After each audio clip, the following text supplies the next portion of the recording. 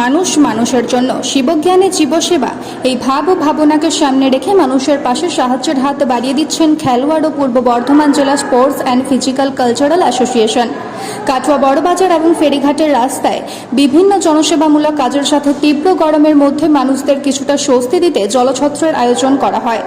উপস্থিত ছিলেন সমাজকর্মী জয়দেব দত্ত, পূর্ব বর্ধমান জেলা স্পোর্টস অ্যান্ড ফিজিক্যাল কালচারাল অ্যাসোসিয়েশনের সম্পাদক সমর দাস।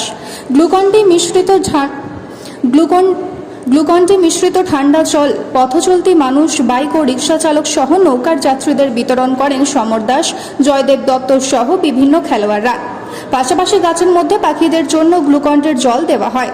পথকুকুরকে বিস্কুট ও জল খাওয়ানো হয়। তীব্র দাবদাহে বিভিন্ন পথচলতি মানুষের সাথে যাত্রীবাহী গাড়ি চালক, স্কুলের ছাত্রছাত্রীরা ভীষণ আনন্দের সাথে ঠান্ডা পানীয় জল পান করে তৃপ্ত। এই রকম উদ্যোগকে সাধুবাদ জানিয়েছেন সকলেই।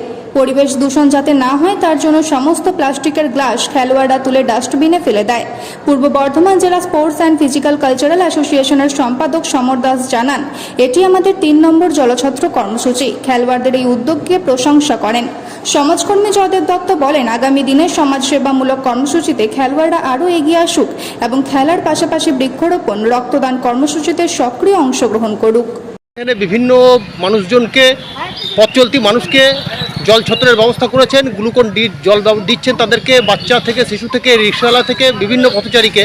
কি উদ্দেশ্যে আপনারা এটা করছেন দাদা আজকে? দেখুন, আমি প্রথমেই বলে রাখি, এটা পূর্ব বর্ধমান জেলা স্পোর্টস অ্যান্ড ফিজিক্যাল কালচার অ্যাসোসিয়েশনের উদ্যোগে।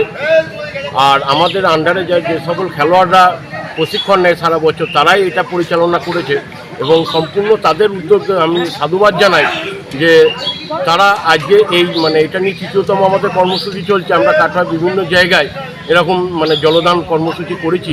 এটা আমাদের 3 নম্বর কর্মসূচি। আজকে আমরা বড়বাজার ফেরিঘাট সংলগ্ন বিভিন্ন পথচলতি মানুষকে এবং পশু পাখিদেরও আমরা এই জলছত্র জল দান করছি। আমি খুব সাধুবাদ জানাই খেলোয়াড়দের যে তারা এই উদ্যোগটা গ্রহণ করেছে। আমি জানি না ওরা কত বড় মাপের খেলোয়াড় হবে আগামী দিনে, কিন্তু বড় মনের যে একটা মানুষ হবে, এর জন্য আমি অসংখ্য ধন্যবাদ জানাই যে এরকম একটা বড় মনের মানসিকতা পরিচয় দেওয়ার খেলোয়াড়দের।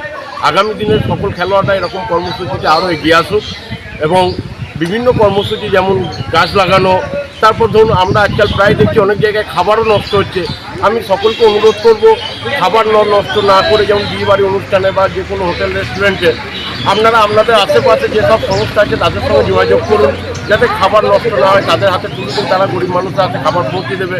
প্রয়োজন হলে আমরাও সহযোগিতা করব, আমাদের খেলোয়াড়রা সমস্ত রকমভাবে সহযোগিতা হাত বাড়িয়ে দেবে, এটাই আমি কামনা করি। আমার নাম সমর দাস, আমি পূর্ব বর্ধমান জেলা স্পোর্টস অ্যান্ড ফিজিক্যাল কালচার অ্যাসোসিয়েশনের সম্পাদক।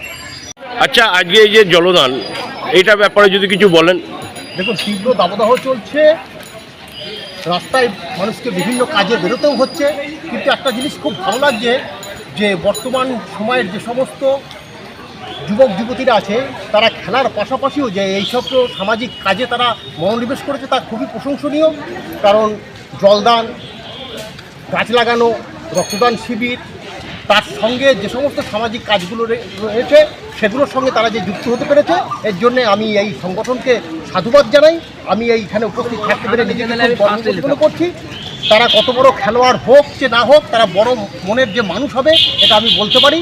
সুতরাং এই যে আজকে জলদান বিভিন্ন শ্রেণীর মানুষকে, পথচলতি মানুষকে, রিক্সাওয়ালা থেকে শুরু করে ফেরিঘাটের মাধ্যমে যে সমস্ত যাতায়াত করছে তাদের সকলের হাতেই এই জলের ব্যবস্থা করেছে এই সংগঠন।